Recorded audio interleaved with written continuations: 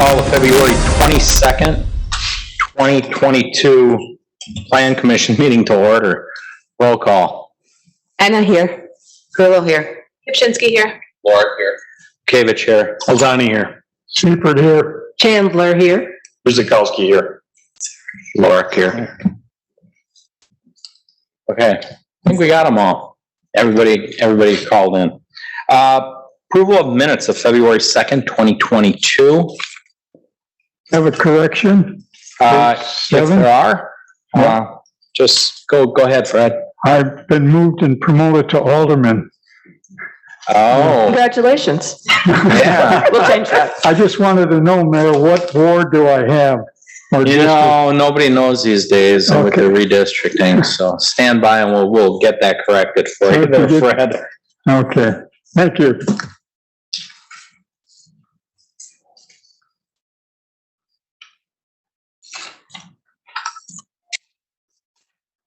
Any other discussion or corrections to be needed?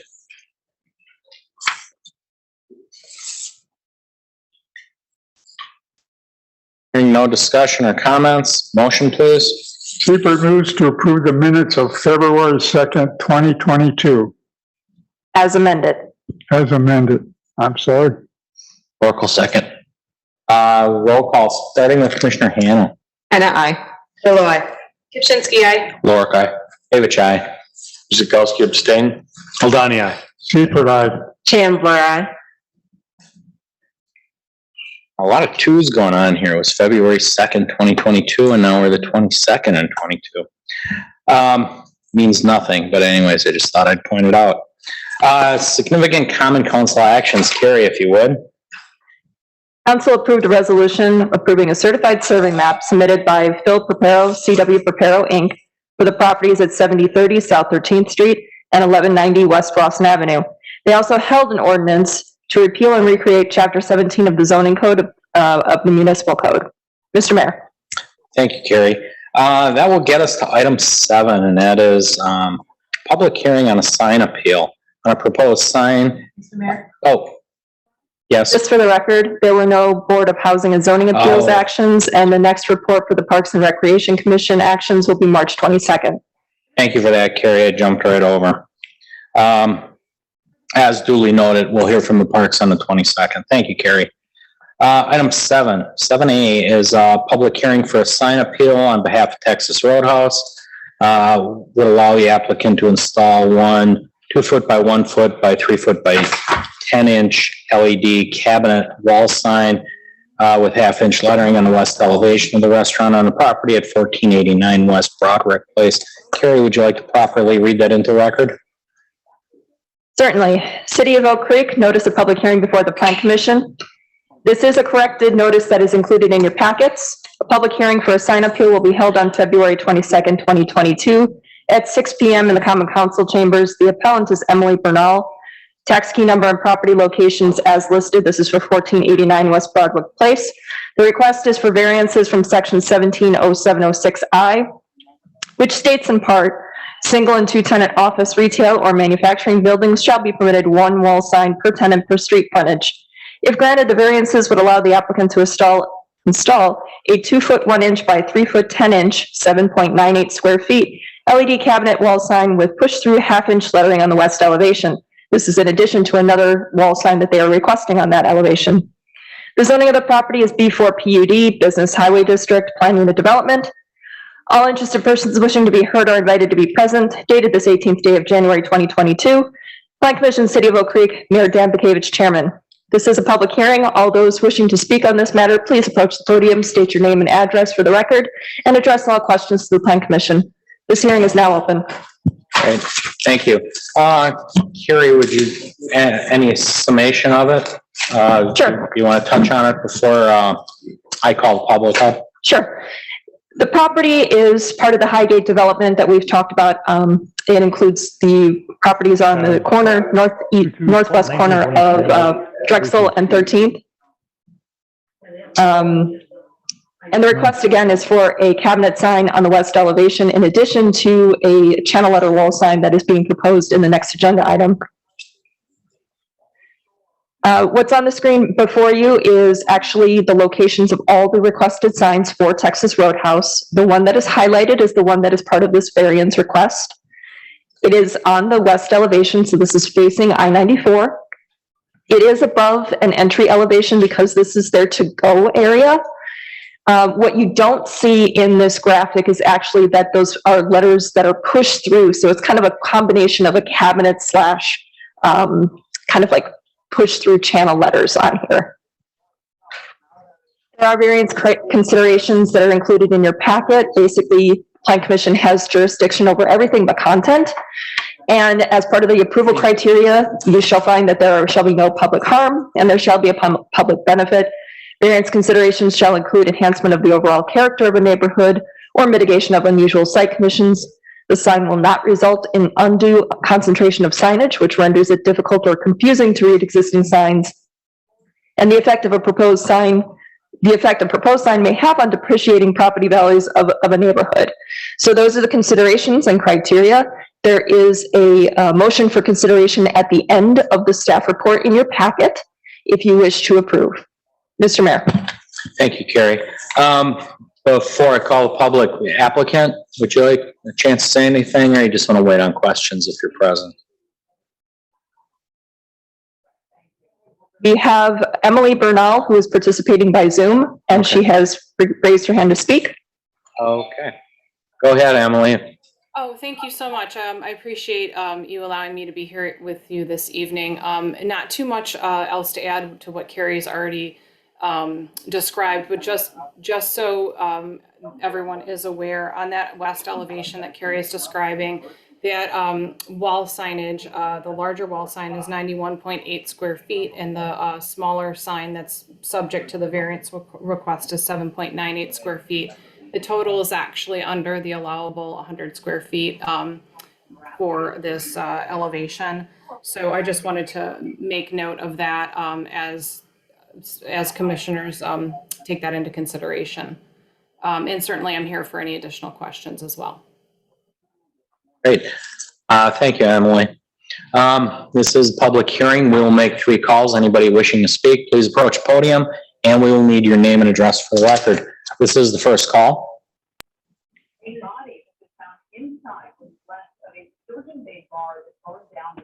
This will be the second call. Anybody wishing to speak? Item 7A, please approach podium, name and address.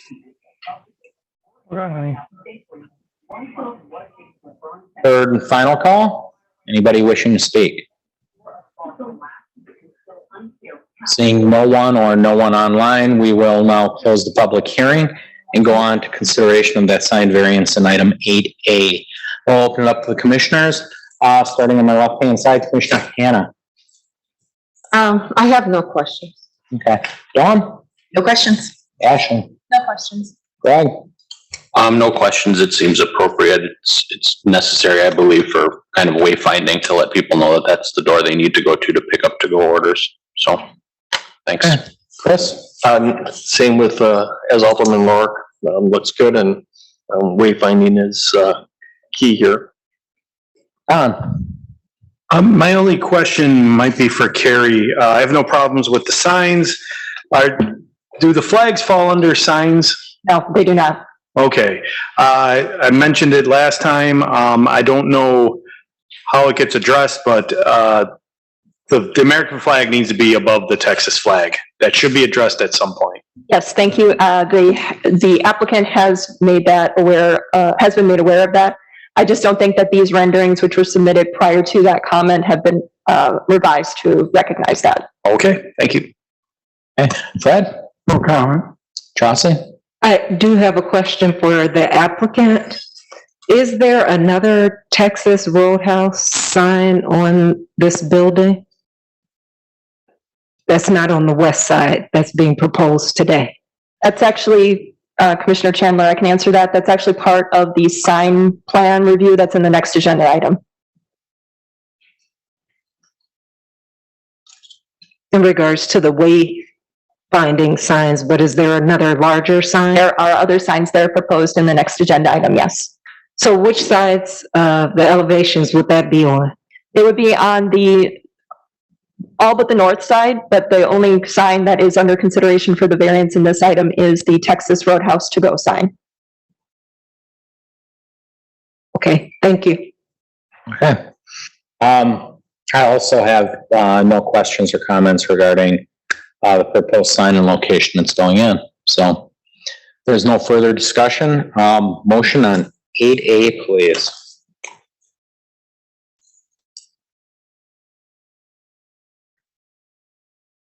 Polk moves to approve a sign variance allowing the installation of one 2-foot 1 inch by 3-foot 10 inch, 7.98 square feet LED cabinet wall sign with push-through half-inch lettering on the west elevation of the Texas Roadhouse Restaurant located at 1480 West Broadwick Place.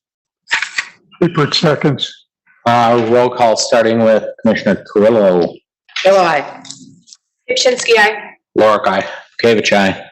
Guzekowski, aye. Ladani, aye. Seifert, aye. Chandler, eye. Hannah, eye. Okay. That will get us to item 8B, and that is sign plan review once again for Texas Roadhouse for the proposed restaurant on the property at 1489 West Broadwick Place. Carrie? Thank you, Mr. Mayor. Again, this is for 1489 West Broadwick Place, which is part of the Highgate development. And as proposed, there are 4 wall signs, which includes the one that was just granted the variance, 2 directional signs, and 1 monument sign. Locations are on the screen, a little bit difficult to read. So the monument sign is actually located at the north part of your screen, if you can see where my cursor is. So that would be highlighted by H and G. The wall signs, D is the sign that was just recommended for approval for the variance. B is the additional wall sign on the west elevation. A is the wall sign that'll be on the south elevation. E and F are both wayfinding signs, and C is another wayfinding sign that's on the east elevation of the building that is above an entrance. So on the east elevation, since we were just talking about that, this is the main entry for the restaurant itself. So that is identified by this Texas Roadhouse cabinet sign. That does also have the push-through lettering that was similar to the to-go area that's mirrored on the west side. This is the only sign proposed for the east elevation. On the south elevation, this is the Texas Roadhouse sign that is the primary sign. This is what will be seen from Drexel Avenue. Keep in mind that the gray is not a backer plate, that's actually just showing the elevation of the building. Texas and Roadhouse are individual channel letters, and the little icon in the middle is a cabinet. That's their icon. On the west elevation, another Texas Roadhouse sign with the channel letters. That's the main primary sign. And then the Texas Roadhouse cabinet, again, that was part of the variance request. The reason that there was a variance for this is not because of the square footage in sum, it is for the number. There is that requirement that there be 1 per street frontage, regardless of whether or not it is under the 100 square foot allowance. The monument sign, which will be at the entrance being on the northeast portion of the property, is shown on the screen here. The little to-go sign, that was identified as H. So there aren't 2 signs, it's all contained on this 1 monument sign. The monument sign does meet the dimensional requirements. And the directional signs are included here mostly just for Plan Commission reference. This identifies where people can go around the building in order to get to the to-go area, which is on the west elevation. The height of these are 4 foot as measured from grade. The actual square footage is just of the text, the copy side. And with that in mind, there is a suggested motion for approval on the screen for Plan Commission consideration. Mr. Mayor. Okay. Again, would the applicant like to say anything prior to going to commission?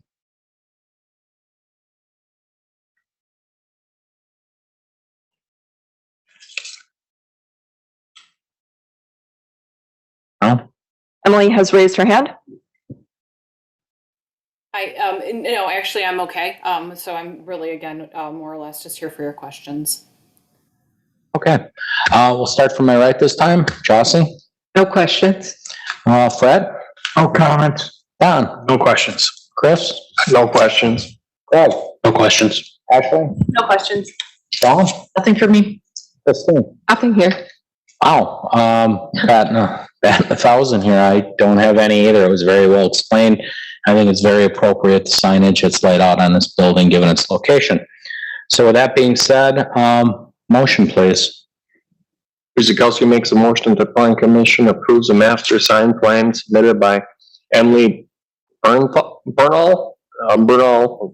Development Services LLC for the future Texas Roadhouse building at 1489 West Broadwick Place. Oracle second. Roll call, starting with Ashley. Tuschinski, aye. Lorik, aye. Gavich, aye.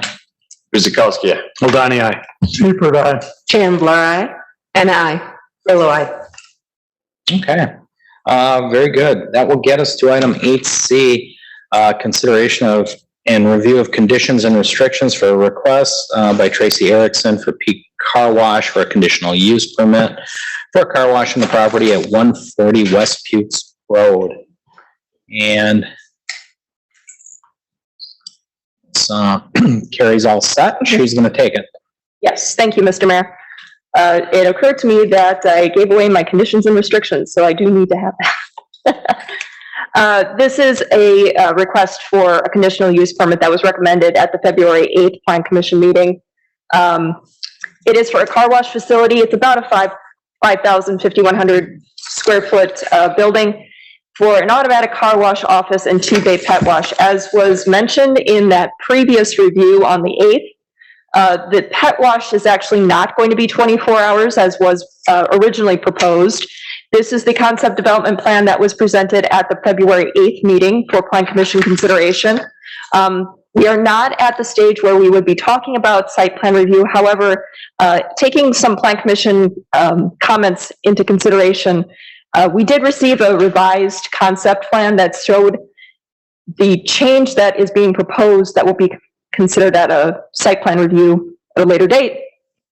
That would kind of close off the north access in favor of having access to those kiosk lanes on the east. So that's what this is showing. There may be further revisions that would be forthcoming in a future review, but they just wanted to make sure that the Plan Commission was aware that they did hear that comment and they are looking to change some of the layout.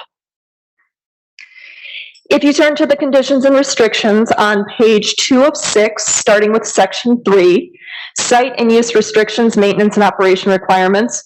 Uses allowed on the property shall be limited to the B4 Highway Business District, the existing PUD, these conditions and restrictions, and all other applicable sections of code.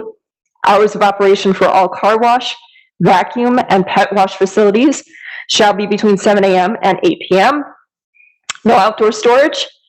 All parking lot areas shall be striped and landscaped in accordance with code. Landscaping in the median, and actually median is the wrong word to use here. The landscape strip that's on the south side of the property along Putes Road shall be enhanced to meet code requirements and included in the landscape plans to be reviewed and approved by the Plan Commission. No pole signs, pennant flags, light pole flags, permanent banners, or flashing or blinking signs will be permitted. No box or cabinet signs other than logos with accompanying channel letters in conformance with all code sections shall be allowed. Under section 4, there are requirements for cross-access easements. Some of these are existing. There may be one that was requested by WISDOT that has to be created. That's still under review. Parking shall be per the requirements of code. Under section 5, page 3 of 6, lighting shall be shielded and directed downward. Color temperature of the fixture shall be a maximum of 3,500 kelvins, and light sources adjacent to residential areas shall be shielded on the side of the fixture adjacent to those residential areas. And under it says section 6, but it's actually section 8. Duration of conditional use permit is 10 years from the date of issuance of the conditional use permit. If there are any questions regarding the proposed conditions and restrictions, staff will be happy to answer them. Otherwise, there is a suggested motion for approval on the screen for consideration. Mr. Mayor. Right. Thank you, Carrie. Before we start, would the applicant like to say anything or just kind of wait on questions?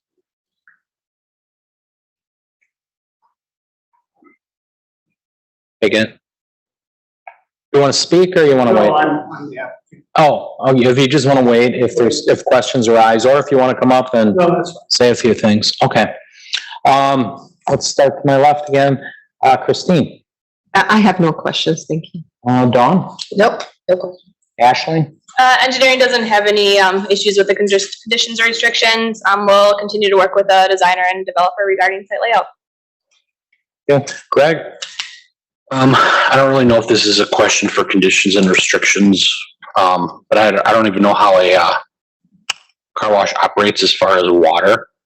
But that's a lot of water what cars are constantly going through. Do they collect their own water, or does that just all go down the drain? Maybe it's for the applicant. I mean, is there anything special that needs to be done, I guess, to figure in all the soapy water going somewhere? The details of the drainage system and the underground storage and stormwater would be addressed once the civil plans are actually created and under review by the departments. So probably not for conditions and restrictions, although point taken, there will need to be adequate wastewater and capture and stormwater treatment. Okay, thanks. Yeah. Chris. This is in my district and I don't have any questions. Support it. Okay. Don. No questions. Fred. I still have a question about employee parking. I know we refer to a section, but I'm just a little concerned about that parking with the parking also I should say north of the car wash. There's a big open parking area, and is it the owner planning on using that for his employees? Or I don't know, but the parking requirements for car washes are actually based on the number of car wash bays and stacking areas. So we don't actually have anything in current code that mentions employees for car washes. But I will defer to the applicant to kind of answer any questions regarding employee parking on the site itself. We will need your name and address, sir. Sure. Tracy Erickson, 1611 Waterbury Drive, Bourbonnais, Illinois. The answer to your question is we only have 2 to 3 employees there at any given time. And so there's ample parking there for them right in our space. do you own that property north of your car wash? Do I Who owns that property to the north? north of you? I'm not sure. Probably the developer of the retail businesses.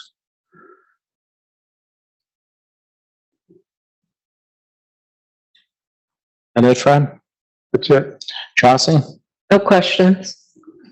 I guess just for me, and you can refresh my memory, I thought the dog wash was gonna be like 24 hours. Did that get?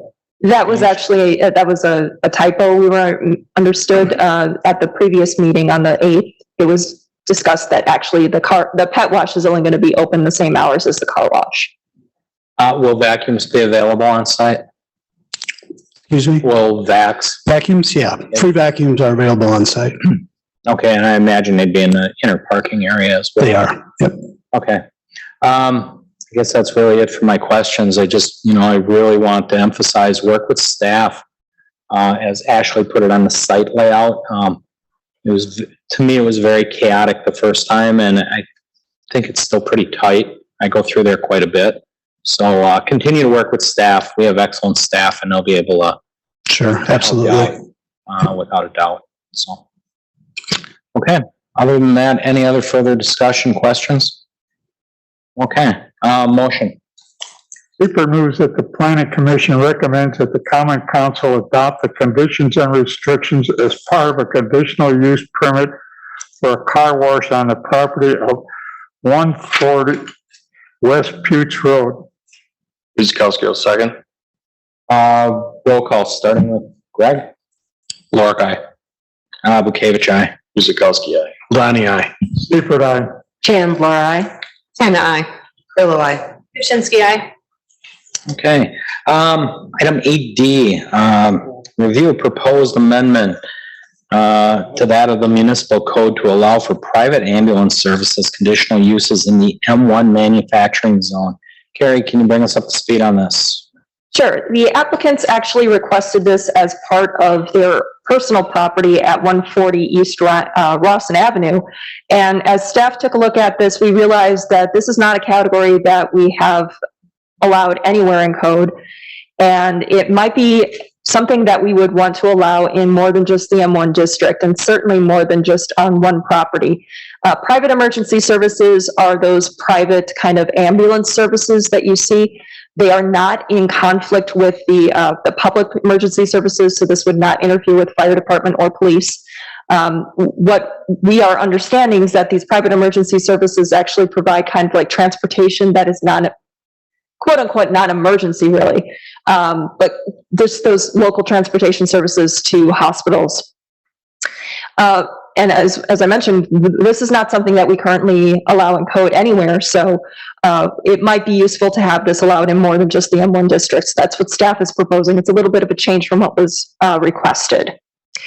So the incorporation into the new zoning code, this is a little bit of a timing situation. If this is recommended for approval, the hearing date that would be scheduled for common council consideration may be within the consideration for the new code. So we will just coordinate, make sure that everything is adopted and incorporated as necessary if this moves forward. So there is a suggested motion for approval. If there are any questions, I can certainly try and answer them. But I think that this is something that we are going to be seeing more often. And after consulting with our own Assistant Fire Chief Havey, this is something that is going to be very useful. Mr. Mayor.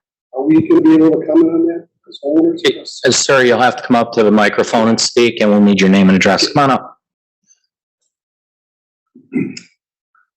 My name's Michael Pichowski. I live at 251 East Rawson Avenue, and I'm directly across the street from this property. So I have questions about this code, this zone change. And the thing I'm going to bring up here is that when you allow these type of businesses across from homeowners, it causes issues.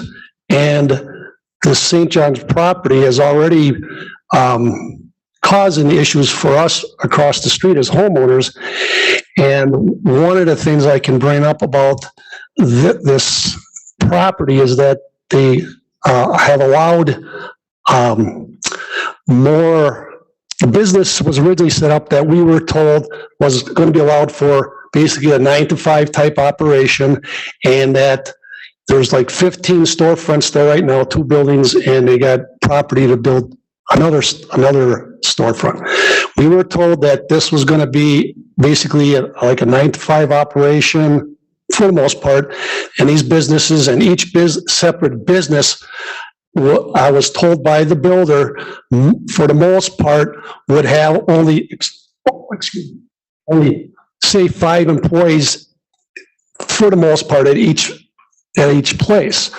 So he told me they have a property on 13th Street, and I went there and looked at it, and then when this was all getting approved, we said, okay, that's something that shouldn't be a problem. The problem is now that they have allowed schools there, they have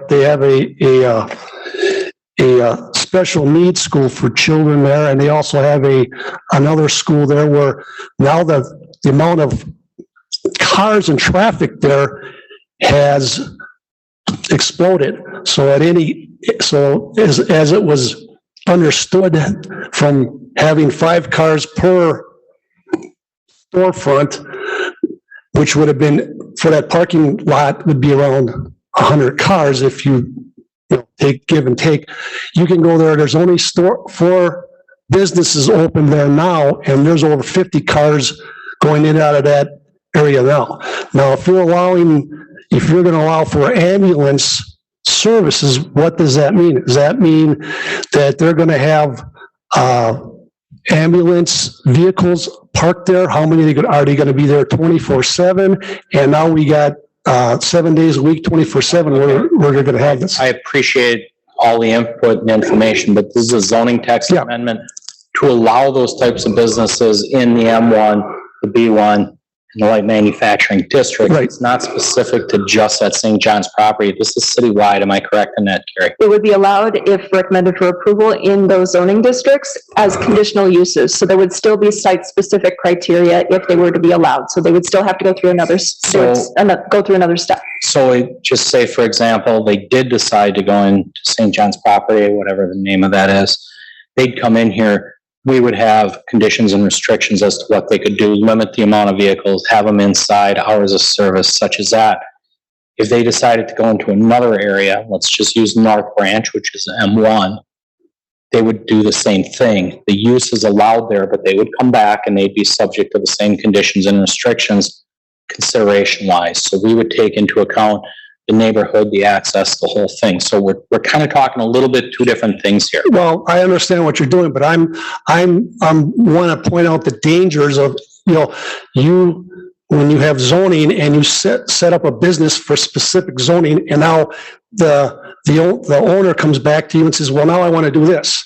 And now I want to do it. It keeps on raising the bar for the zoning that they want. That wasn't what these properties were originally zoned for, and they keep on coming back and wanting to change the zoning for it. And it's not always to the benefit of us property owners across the street. Oh, okay. With St. John's, I'm not aware of them ever coming back and asking for a rezone, or did they? The property has been zoned M1 for quite a few years, so that zoning didn't change. What did change was they had conditional use permits for those uses that were just mentioned. So the medical rehab services. There's an early autism project that is providing services to those who suffer from who have autistic needs. There is also another facility that provides a daycare, I believe. So there's two different uses there that did require conditional uses with conditions and restrictions. But each one comes up before this council for reconsideration. And it's not to say just because you have it, you're going to get it. But the other thing I would suggest that, Mayor, that when you have some time, the entrance to that property is horrendous. They got a 10-foot wall that they've had several serious accidents. In fact, I got pictures of the last accident we had a car broadside tipped over. In fact, when you enter that property, St. John's actually has put up a mirror because cars were running into each other as they're coming in and out. So the point I'm making here again is the more traffic and the more things you put in, you put ambulances in there, and you got UPS, and you got semis going. It's with the type of operation you have there with parents and their kids trying to get out of that parking onto Ross and have a very busy street, and the more traffic you add there, it's a disaster going to happen, because it just is. We already had several accidents already there, and now you're adding, if you add ambulances there, and these guys are. Well, no matter what happens as they rent those spaces out, you're going to add vehicular traffic. I realize that. I get that. Right. So I mean, the answer is don't rent anymore. Let's be real. That's not going to happen. No, I'm not saying that. I'm just going to come in. Yeah. We do appreciate being made aware of the traffic going on there. As far as that wall goes, that was probably actually a city requirement to screen that. I believe that was part of the site plan review. It was also part of the sign plan review. So that was probably our doing, which again, may not have been the smartest move in the world. We don't get them all right. And then one more thing, I'd like to ask, what is the criteria for, we're here talking about all these signs that they have, the special signing that these businesses have to get permission for. Why, I have a picture, they have put up a for lease sign right on Lawson Avenue. That's been there for 3 years. It's a wood sign that they staked out. You have all these restrictions on signage and house signage, and they got this big unregulated sign facing the road. And when I look out my front window, they got this big sign. So why have all these criteria for signage when they can plunk this thing on every time there's a high wind, the thing gets blown over and they got to pick it up? We do have signing ordinances without a doubt. Right. basically, we didn't have the horsepower and the bandwidth and manpower to get out there and catch every single sign. We now have a compliance officer who's really taking that down, but keep in mind, it's complaint driven. Okay, I'm It's not complaining. like we run around like the Gestapo and check out the signs and stuff like that. But as complaints come in, if you were to go to the website and say, hey, sign's been here for a while, our compliance officer would contact them and say, time to come down. Okay, so Am I I can, correct in that, Carrie? I think you should I think you should contact Tamira Rice, who's our neighborhood preservation officer, and just have a conversation with her about the sign. who would that be? Tamira Rice. Tamira Rice, got She it. is our Okay, compliance officer. okay, I appreciate it. So, okay, those are my, Oh, do appreciate the input. yeah, those are my concerns, and again, I'm not saying that they shouldn't have a business there. We get all that, but they keep, the bar keeps on getting raised for this stuff, and it's causing more Important stuff complications. to hear once they come through with conditions and restrictions on it. But again, this affects the entire city, this particular one, it's citywide, so. Okay, well, thank you very much for hearing. I You're appreciate it. welcome. Thank Thanks you. for the input. Anyone else before I kick it off to the commissioners? Okay, which way do I go? Let's go to the right. How about that? Chauncey, you want to start us off? Sure, just a quick question for Carrie. I want to make sure I understood. So emergency services facilities, that option does not exist anywhere in the zoning code or just in this particular area? It is not a category that is specified anywhere in the zoning code currently. We only have public, as mentioned, as part of the I-1 district, although emergency services that are, city services are allowed more than just the I-1 district. So these are private emergency services, not in the code right now. And so you also made the statement that we may want to include these throughout the zoning code? What I'm suggesting is that the emergency services facilities be considered as conditional uses in the B4, LM1, and M1 districts, not just the M1 district. Okay, thank you. Fred? No questions. Don? Oh, Chauncey's question answered mine, thanks. Chris? No questions. Greg? I have no concerns. I mean, as long as it's staying a conditional use, they have to come back with conditions and restrictions so we can view any hazards or concerns at that time. Yes, it would be contextual, so site specific. Ashley? Nothing from me. Don? Nothing for me. Christine? Yes, what does private emergency facility means? So basically private ambulances. Serving what? What's the difference between the private and the hospitals or like the 911? What's the difference? We'll invite Chief Havey up. I was gonna bring him up anyways. He is our resident expert. Assistant Chief Havey. Good evening, Mayor, Commissioners. Mike Havey with Fire. So if I understood your question was about the EMS transport services. So typically, public safety provides, Creek EMS services, medical and fire. Private sector, the EMS models, they service hospitals and interfacility transfers between CBRFs or assisted living or other, actually even home care. So that if a patient is discharged from the hospital and they can't go by means of their own, they may need to be transported by ambulance because there's no other way that they can get home on their own or they medically need a transport. So it's a private service model, and not speaking on behalf of private models, but Bell Ambulance Services, Milwaukee, Paratech recently did, Curtis Ambulance. So this is a private ambulance service that they are fairly prevalent in southeast Wisconsin. Just this area, the growth and development and the recent hospital that opened up is going to drive that business model a little bit further. Okay, thank you. Sure. Any other questions? Go ahead, Greg. I guess I just have a quick follow-up. So I used to work on a private ambulance years ago and in Milwaukee, and we did basic life support runs for the fire department. Do people currently do that for Oak Creek Fire, or is there a push to do that? So Milwaukee has a different side agreement because they don't provide BLS transports in their own jurisdiction. So most municipalities in Milwaukee County provide what's considered a BLS. I'm using acronyms, sorry if it's called Basic Life Services. So then there's Advanced Life Services and BLS services. So those are really done at a level as what the jurisdiction is willing to provide. So your example of Milwaukee, they didn't have the capacity to do those services, so they contracted out. Currently, there's my understanding, there's no appetite for private BLS services for municipal services or emergency services. It's just that model of private services for interfacility. Just one more question, Chief, while you're up there. Typically, do they make runs with sirens going like you typically do leaving the house, or is it more of a subtle, we're going to transport somebody? So they're called interfacility agreements between where the patient is being picked up from. So it could be, there's different categories of operations. One is a critical care paramedic unit, which is the highest level, an ALS level, a BLS level. So those interfacility agreements typically are not acute or urgent. So the interfacilities are not, it's not dictated by a 911 call that there's an urgent need to have an EMS or a first responder unit there.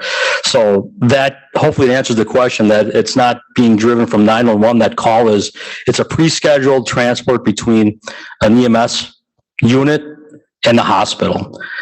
There could be some acuity in the condition of a patient. Maybe there's a change in patient condition while they're there or need to upgrade, depending on what facility they're going to. But that typically the interfacility is a non-emergency transport. That's just the future thought is, if this goes through and goes forward on conditions and restrictions. A lot of it's driven from the agency has to do an operational plan with the state of Wisconsin DHS. So in their operational plan grants them the authority to do certain calls if they're able to transport red lights and sirens, or if it's interfacility based on their mode. So a lot of it's really driven from their operational plan, which I'm not privy to at this point. Thank you. Sure. Actually, I have another Go question. ahead, Christine. So there is no overlap between their businesses and the 911 facilities, like the emergency. So our dispatch center receives a 911 call and it's dispatched out locally. In the event that there could be a mass casualty incident, that would be a time where we would extend resources out to private model EMS in those cases. So it is possible, but it's hopefully we don't have those occurrences. Okay, so they are just by request in case That's there's correct. no major. Individuals can contact them on their own, it's private, or they can be arranged through the agreements with the facility and the transport business. Okay, thank you. Sure. While Chief's up here, anybody else want another crack at him? Okay, thank you, Mike. All right, glad to be helped. I myself don't have any questions. Again, this is a citywide consideration. We're just not talking Boston Avenue. This could happen anywhere from power plant all the way up to the northwest side of town there on College Avenue as well. So you have to take that into account. But anyhow, any further questions? Comments? If there are any concerns with the zoning districts that are being proposed by staff, we can certainly take that into consideration in the suggested motion. If the Plan Commission is satisfied with B4, LM1, and M1, then there would be no change to the suggested motion. So we'll call for a motion. Seifert moves that the Plan Commission recommends to the Common Council that the proposed amendments to Chapter 17 of the Municipal Code pertaining to private emergency services are approved after a public hearing. Anna seconds. Roll call, starting with myself, I believe. So I will start. Aye. Guzekowski, aye. Hold aye. Seifert, aye. Chandler, aye. And I. Bill, aye. Krasinski, aye. Polk, aye. Okay. That will get us to item 8E, site building plans submitted by Sam S. Dickman, the Dickman Company for an expansion of a parking area at 10303 South Oakview Parkway. Carrie. Thank you, Mr. Mayor. This is a property that is right at the entrance to Oakview Business Park. And the proposal is for a 23,735 square foot asphalt addition to the existing parking and loading dock area on the west side of the property. I will note that this is actually after the fact for Plan Commission review. These stalls are already in place, and the request is for these new employee stalls, 27 in total, for one of the tenants of the building that is currently seeking occupancy. So to draw your attention to the area, this is on the northwest side. We do have berming and landscaping in place in that corner due to the location adjacent to a residential area. None of that landscaping that was required as part of the original approval is being disturbed by this. There is no curb and gutter. This is just straight asphalt.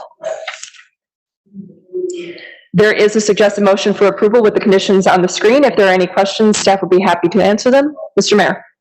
Thank you, Carrie. Applicant Sam, you want to wait for commissioner? You want to say something? Wait? Okay. Christine, would you like to start us off, please? No comments, no questions at this time. Okay, Dawn? Oh, I don't have anything.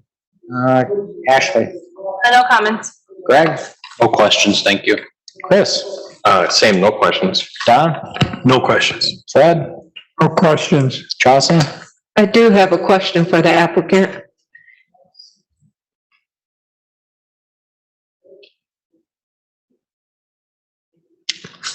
Sam Dickman, 825 North Prospect Avenue, Milwaukee.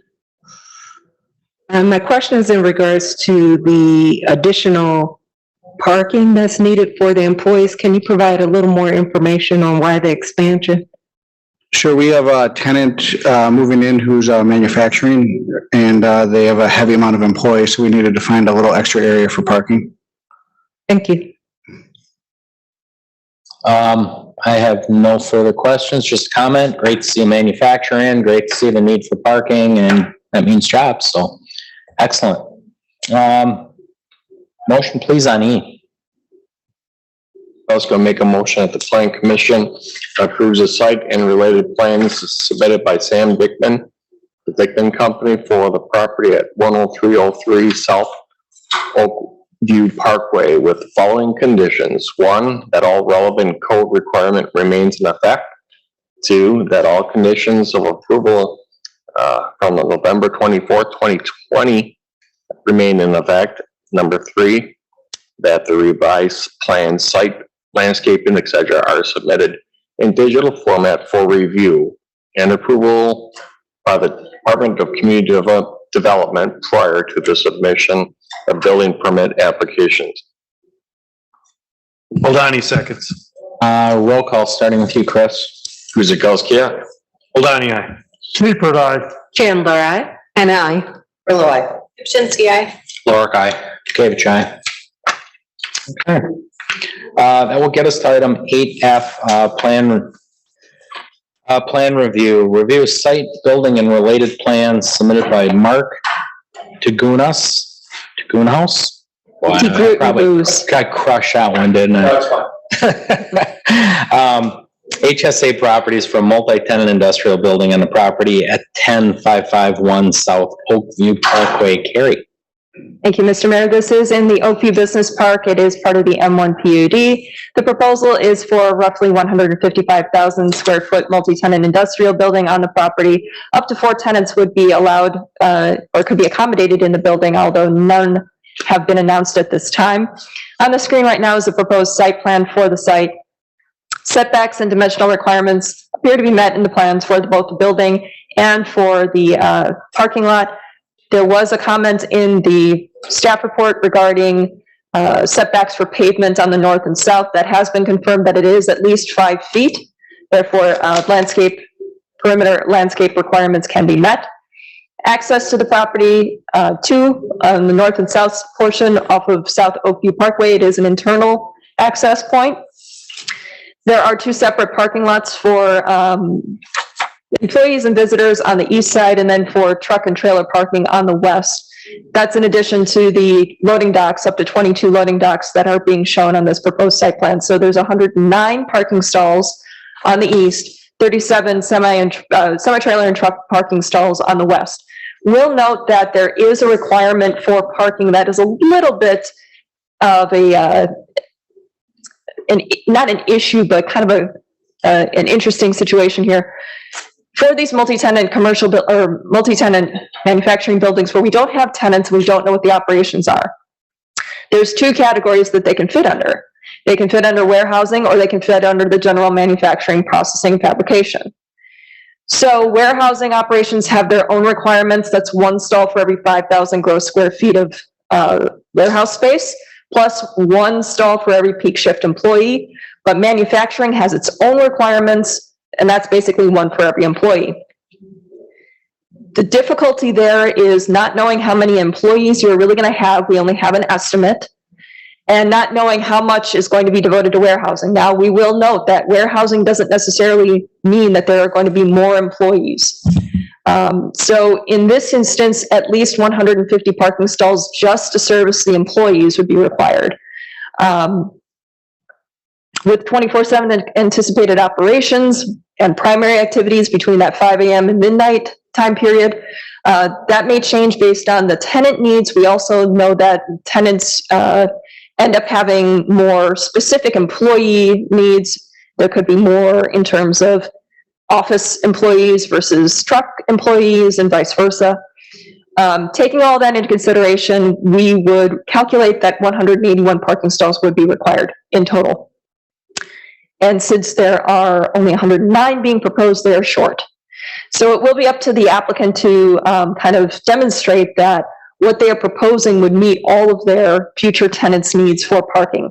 The concerning part is, again, not having enough parking provided on site for the anticipated employees. Previous example, we find where on the site to put these extra parking stalls should the need arise. So that's why we have that concern that's been raised in the staff report. And as of speaking to you right now, we've not received either a parking study or a request for a modification to the parking requirements.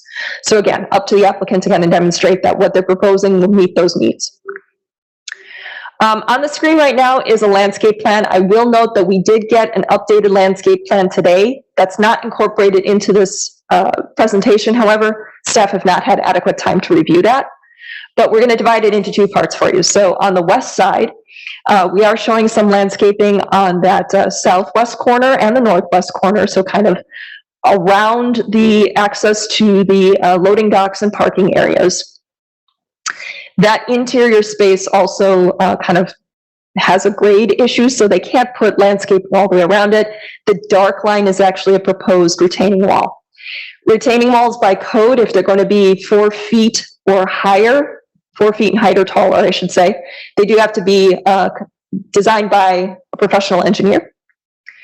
And because this is proposed to cross a water and sewer utility easement, they do need to have specific water and sewer utility approval for that. They are aware of that. The water and sewer utility has been made aware of these plans as well.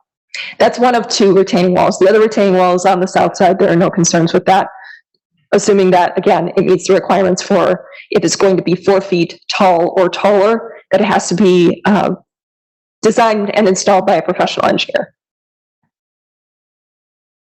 And then on the south side, on the east side, that's where the majority of the landscaping is going to be proposed. That's along the entrance, that's along South Oakview Parkway. The concern here, and I should mention the concern with the other proposed landscaping, is to ensure that trees are not in the utility easements, and the applicant has been made aware of that. They have provided comments back that there are no trees that are proposed in those easements, and they are also going to be taking a look at the division corners to make sure that all the tall landscaping is pulled back adequately so that everybody who's entering and exiting these areas can see both directions. And then additional revisions that would be required. They provided some information that staff concerns would be addressed in them. What's on the screen right now are the proposed elevations for the building. The overall materials are basically, these are concrete tip-up walls. They are insulated, precast. There are 4, it's a little bit difficult to see from these elevations, but there are 4 proposed shades of gray and then a blue accent band. Now, although 4 tenants can be accommodated in the building, there are only 3 entrances that are showing. They are anticipating that this would probably be a divisible by 2 building, which is why they have the 2 corners as being their accented entrances. Staff did actually ask for that center entrance to be a little bit more prominent, raise the parapet up a little bit, make it a little bit more accentuated as an entry facility. They've actually said that they would rather not do that in anticipation of the 2 corners being the main entry points for the building. Staff's comment still remains. On the north side, just giving you a little bit better viewpoint of how that entrance and then the north elevation would appear to, actually, the property to the north is a stormwater facility.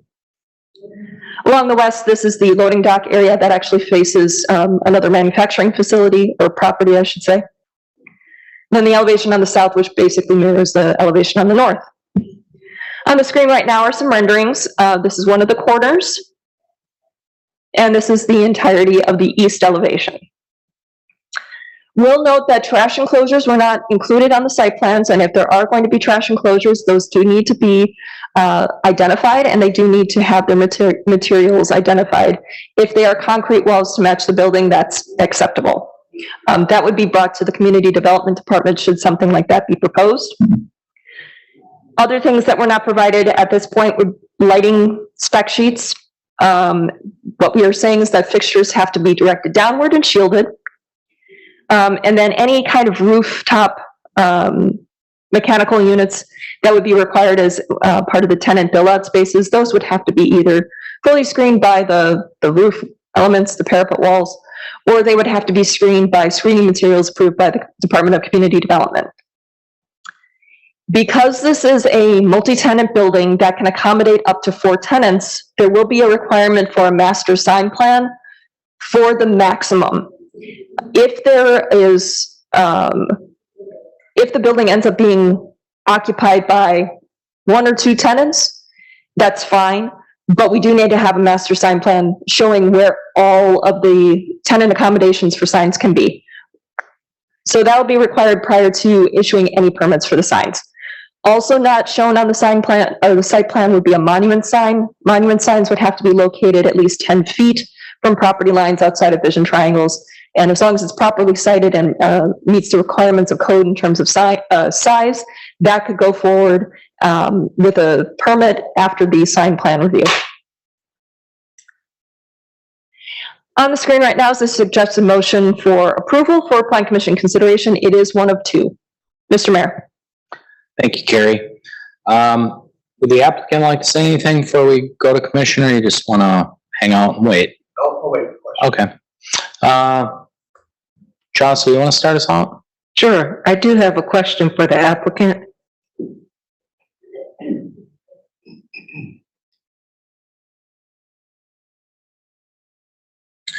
I'm Mark Grotenhase. I'm at 100 South Wacker Drive in Chicago.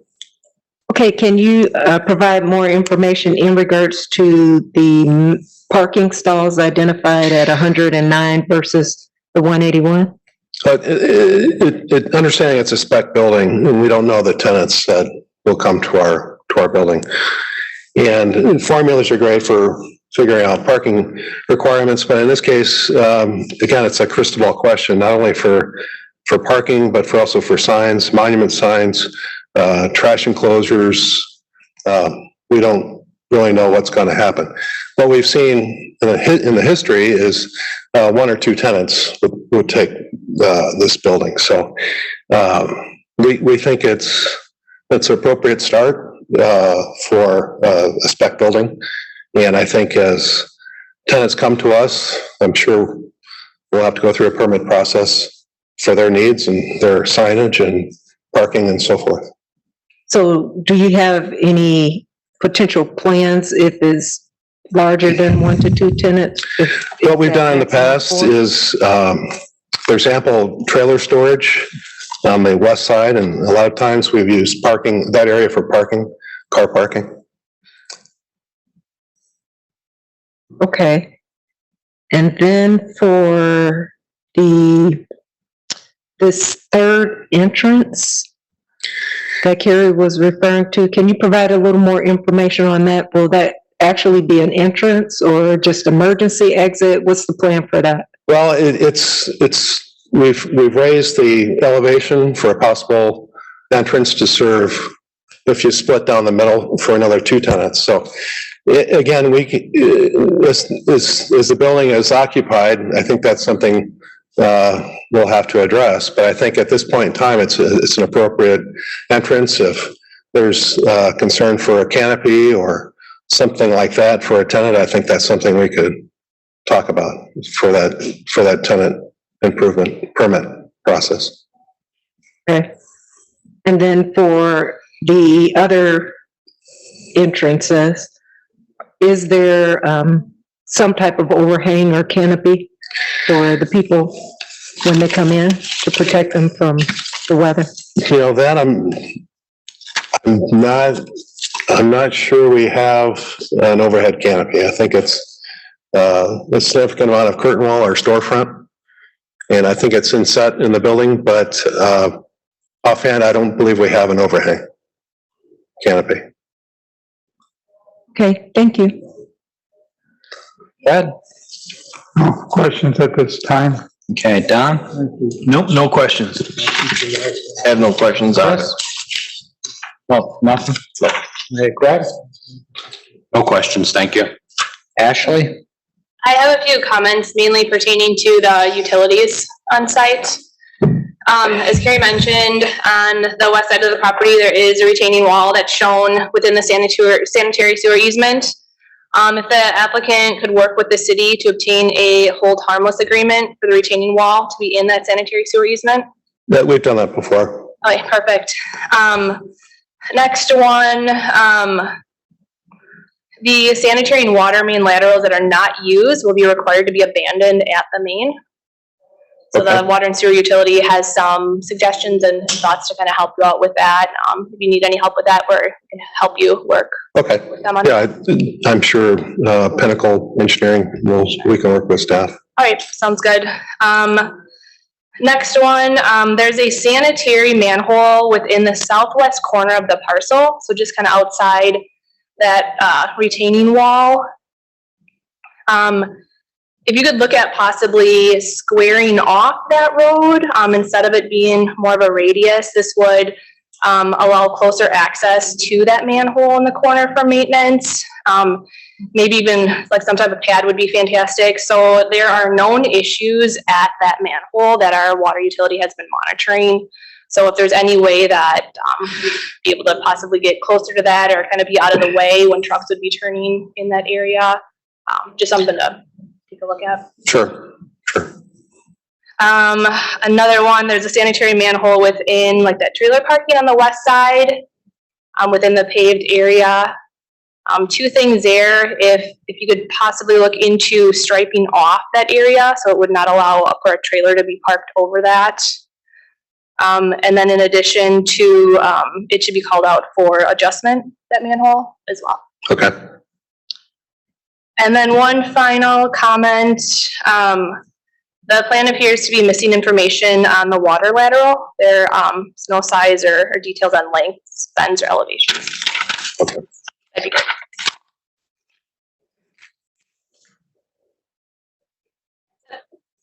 Ashley, thanks. Dawn? Nothing for me. Christine? Yes, I do have a couple of questions / concerns. So I think it's more to Ashley, if not to the applicant.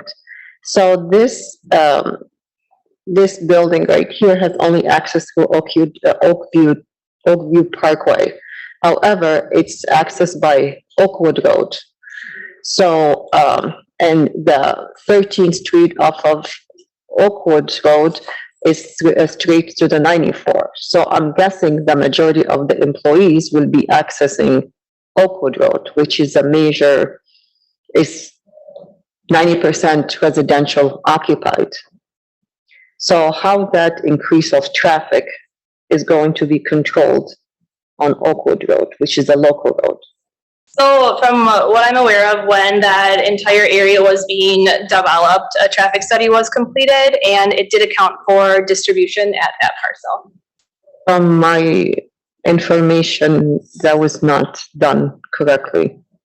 So there is some issues there with regarding traffic operation and, safety for the volume of traffic at that, on that street.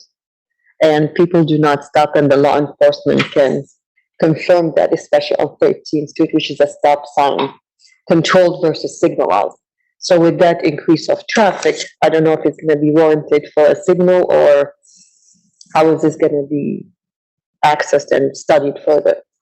So what I can tell you is that whenever 10303 South Oakview Parkway was being developed or was presented for development, those concerns were addressed, because they were proposing distribution at the very corner of Oakwood and South Oakview Parkway. It was determined at that time that an additional study was not needed. If there are going to be any enhancements that are needed for the remainder of the park, and this was already anticipated as part of that, it would really be related to how the rest of the parcels, especially on that corner opposite of 10303 South Oakview Parkway, would be developed. So that was looked at again, and they would determine that as part of that traffic study, there wasn't any need to do any upgrades at that time. I will note that this particular site did have a conditional use permit that was issued, and that was done last year for freight yard, freight terminal, and transshipment depot facilities, and there was still a restriction on trucks using Oakwood. So we can't really restrict passenger vehicles on Oakwood, but truck traffic we did restrict as part of the conditional use permit. So, the trucks are not abiding by that rule, number one. Number two is I actually asked for a copy of that traffic study.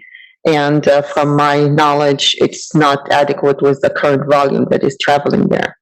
So I would request if that could be, take a look at it again, just for the sake of the resident living on that street. Okay, so if there are traffic concerns, then I would say that we would have a conversation with the police department, and I'll have a conversation with the city engineer to determine whether or not there's additional signage that would be required, mentioning the no left turns for trucks.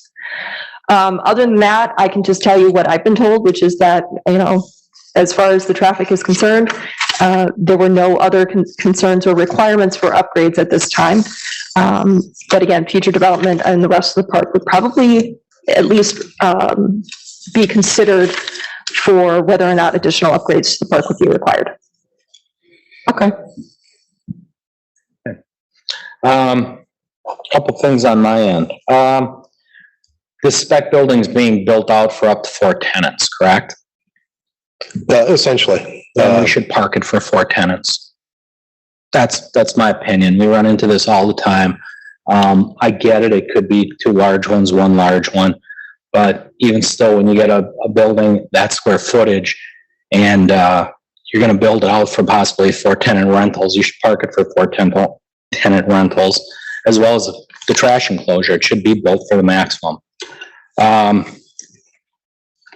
midway, again, if it's going to go for 4 tenants, I would make that middle section as prominent as possible, whether through a canopy or, you know, a raised parapet or a larger glass enclosure if you're going to split that and go down hallways or whatever. Because we get these spec buildings, we don't know what's going in. Usually we at least have the air of what one tenant will be, if it's going to be manufacturing, if it's going to be warehouse or logistics. In this case, we really don't have any.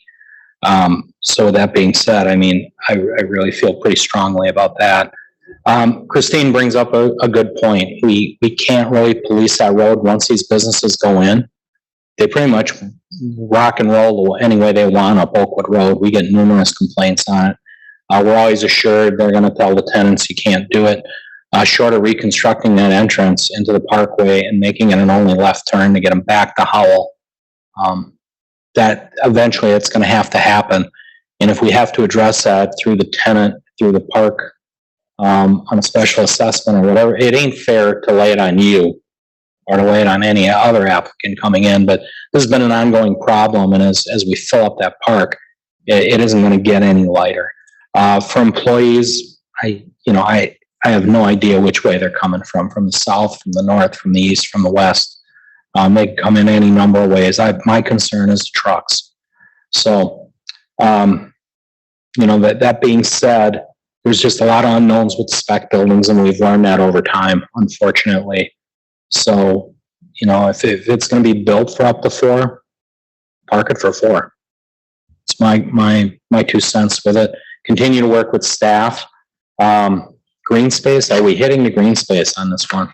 Green space was calculated for the entire park, so this is still within the threshold. Still makes it, so. Yeah. Otherwise, everybody, I guess, kind of hit it. Those are my only real notes going forward. So, any other discussions, questions? Quick question for the parking and possibly the canopies. Does that have to be included in the motion? I don't think it necessarily has to be included in the motion, but I would just encourage the applicant to consider amending the plans so that the trailer parking, if it's going to be an area identified for future tenant parking, that it be put on those plans as such. So like the trash enclosures aren't showed, so we can assume they're gonna eat up 3 to 4 parking spots? So we're gonna be even lighter? From my understanding, trash enclosures for buildings like this are typically put in the loading dock areas. Oh, they are? themselves. Oh, okay. Then that's, don't worry about that. Sorry about that. But if a separate enclosure is required, then we would make sure that they meet all the requirements in terms of constructible materials and location.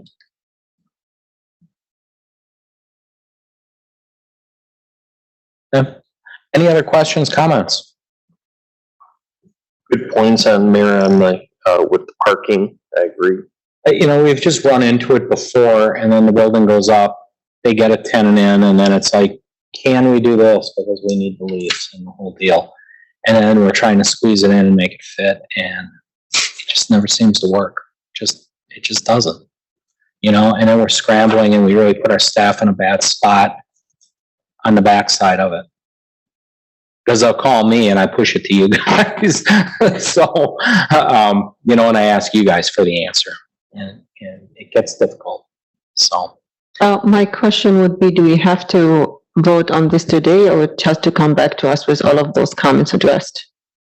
It's up to the plan commission if you are comfortable with staff in making sure that those revisions based on the plan commission's comments tonight are incorporated prior to building permits, or if you want the plans to come back to you so that you can determine that those comments have been incorporated. It's up to the commission.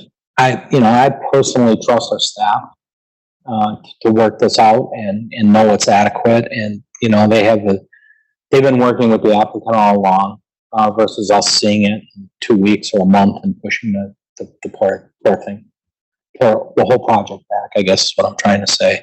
So I'm comfortable with staff, but I can't speak for the rest of you. I agree with that. It's just still my very much concern is the traffic. So, would be my hold up on voting on that. So I just sent you an email, Carrie, that I would like to see a copy of that traffic report. Okay, I will have to get with Matt to get a copy. Sure. So until I see this, it's just hard for me to vote on anything. Yeah, but we can still motion on it. There's still a handful there, so. I'll call for a motion. Guzekowski makes a motion that the plan commission approves the site and building plan submitted by Mark Tegronhuis, HSA Commercial Inc. for the property at 10551 South Oakview Parkway with the following conditions. 1, that all relevant code requirements remain in effect. 2, that all plans are revised to include all mechanicals, transformers, and utilities. All mechanical equipment, transformers, and utility boxes, ground building, and rooftop shall be screened from view. 3, that all landscape plans are revised to include the location of the easements, heights, and all screening plans at installation and maturity, and showing all trees outside the utility easement. 4, that all plans are revised to incorporate details to the proposed retaining walls. 5, that all plans are revised to include details for trash enclosures. 6, that all detailed master plan is reviewed and approved by the Plan Commission prior to submission of signed permit applications. And 7, that all detailed revised plans are submitted in digital format to the Department of Community Development prior to submission of permit applications. Before we get a second, do we have to include that applicant will continue to work for adequate parking with staff? No, I think that either you put in a condition that says that plans should be revised to incorporate Plan Commission comments regarding the architecture of the building, and for future parking needs, identify that future parking area. As As noted, amended. as amended. One quick question. Do we also have to include the suggested changes from engineering? No, those are technical corrections. Those are really related to things that are on the site that are part of kind of the normal requirements for any site development. So, you know, the abandonment of the laterals at the main, the concerns regarding the manholes that are on the property, those are typical. So I'm comfortable with saying those are technical corrections. So condition number 8 would be that revisions to the elevations incorporating Plan Commission comments on the center tenant, as well as the future parking areas identified on the plans prior to submission of permit applications. As stated. Oracle second. Roll call with Don? Donnie, aye. Seifert, aye. Chandler, aye. I'm not sure how am I gonna vote on this. What am I? So it's the conditions and restrictions as listed, with condition 8, having the applicant address the architecture and the parking adequacies with staff.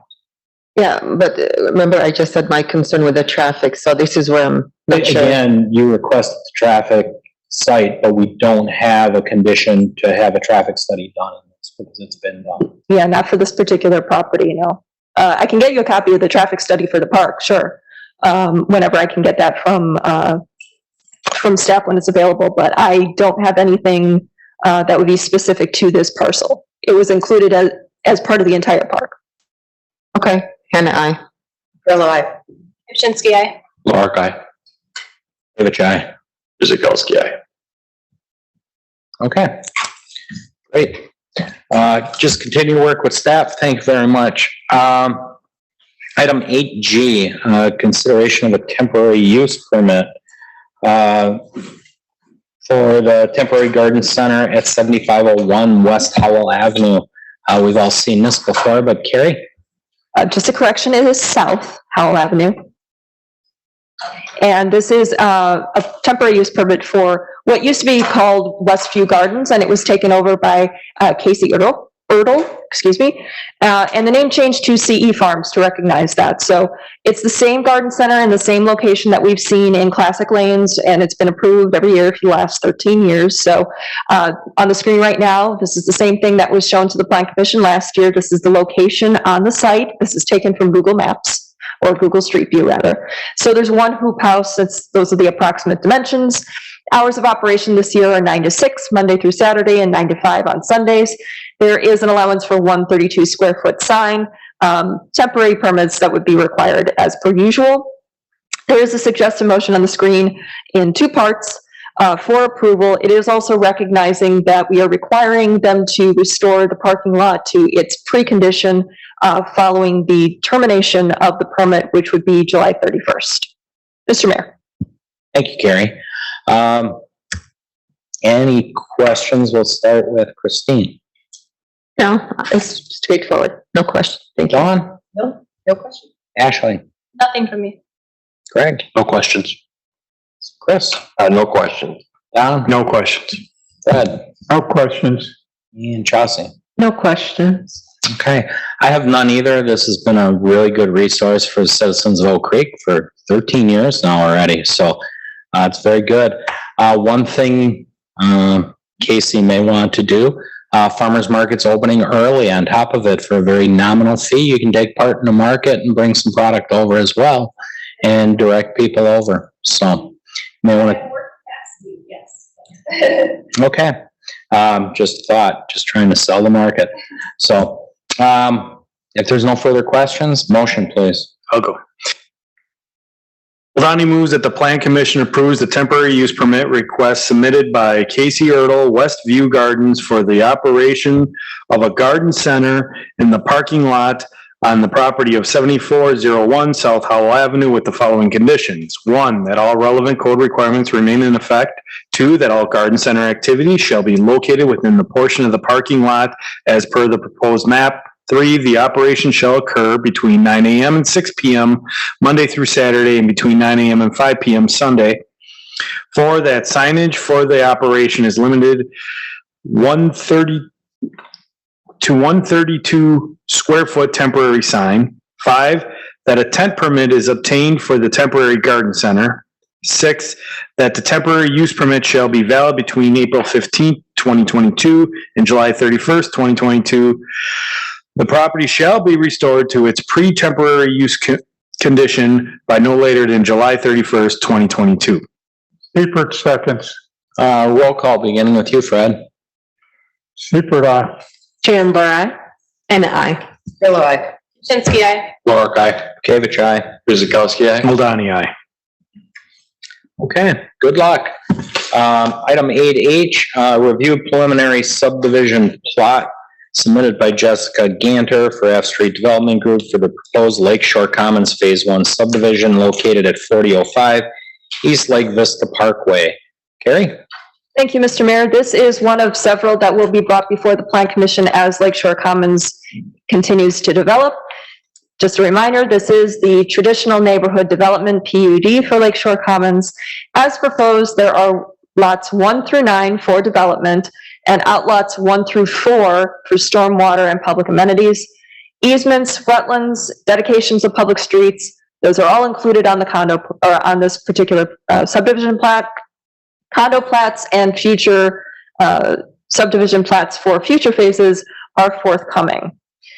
So I'm going to split this up into 2 sections just to make it a little bit easier to discuss.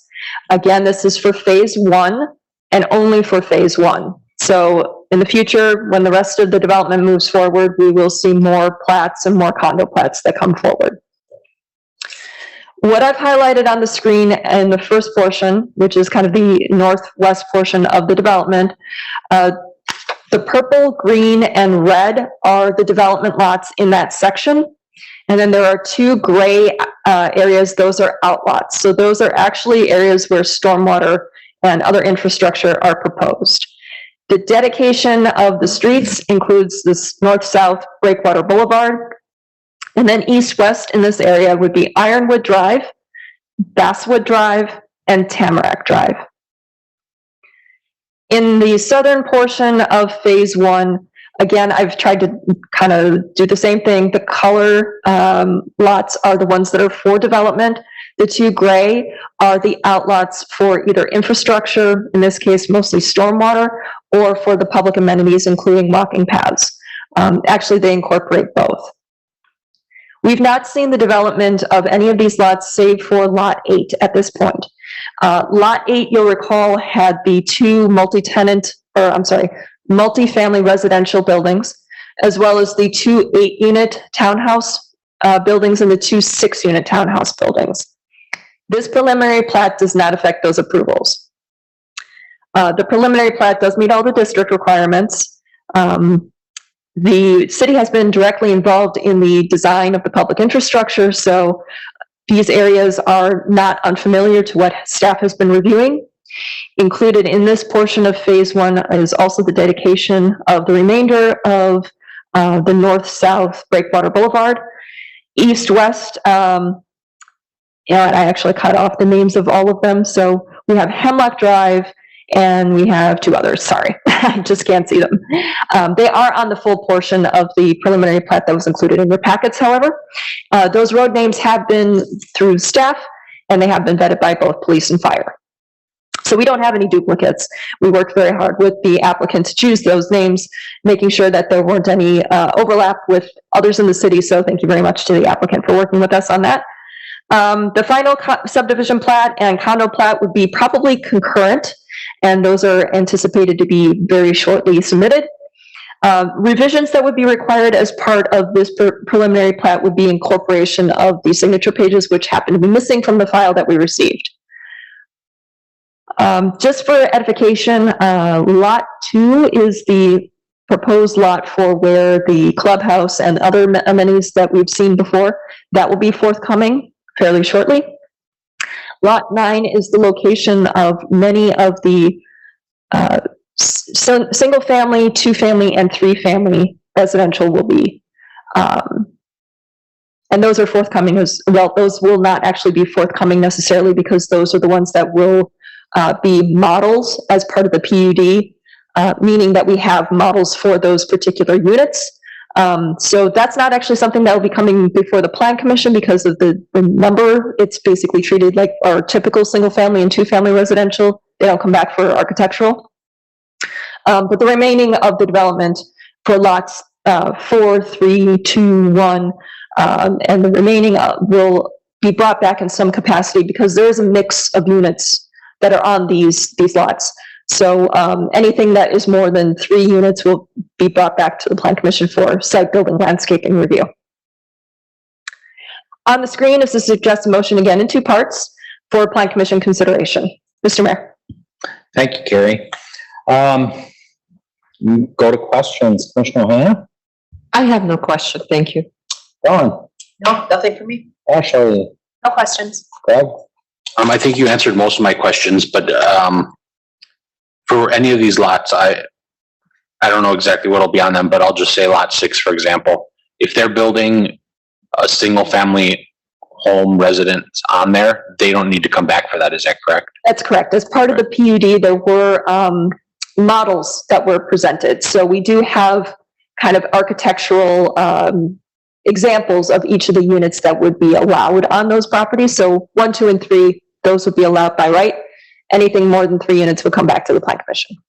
All right, thank you. Chris? My question's been answered. Don? No questions. Fred? I just have a question. When are they going to start this development? Do we have a timetable at all? Development is quote unquote started at this point. Okay. There is activity on the site. Moving dirt.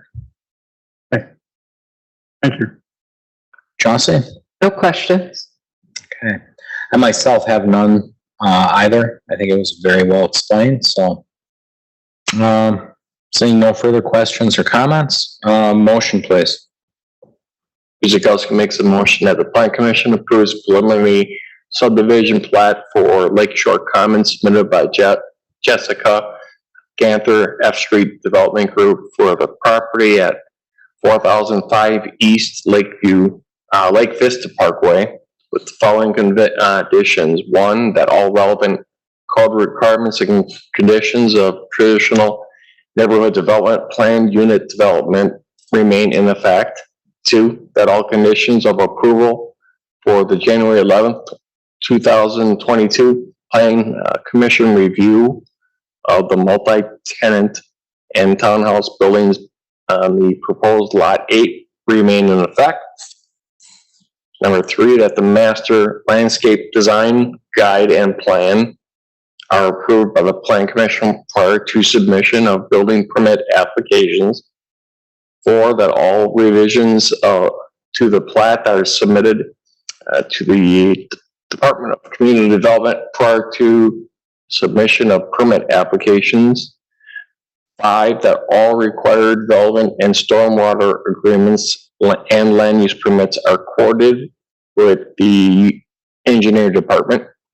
6, that all water and sewer utility connections are coordinated with the Oak Creek Water and Sewer Utility. And 7, that all reviewing agency comments, if any, are incorporated as required. Oracle second. Roll call starting with Chauncey. Amber, aye. Hannah, aye. Bill, aye. Kupczynski, aye. Lorik, aye. Gavich, aye. Guzekowski, aye. Hold aye. Seifert, aye. Okay, that will get us to the end. Before we adjourn, I want to thank staff, all the hard work. You always make this meeting much easier. IT, great job there. Guys always come through. And fire as well. I know not everything's, fire related, but it's great to have you here as a resource. We do appreciate that. And everybody else that, makes us a successful meeting every other week, so we do appreciate that. Just one announcement, we still are in Black History Month, so please check out our library for the great exhibits they have concerning contributions by African Americans, not only to the country, but to the world, during the month of February. And I don't know about anything else going on in the community right now for the next 2 weeks, so I'll leave it at that. We'll look for adjournment. Rillo moves to adjourn at 7:30. Anna seconds. Roll call, starting with Christine. Anna, I. Made it all the way Rillo, around. aye. Kupczynski, aye. Lorik, aye. Gavich, aye. Guzekowski, aye. Hold aye. Seifert, aye. Chandler, aye. Great. Night, everybody. Night.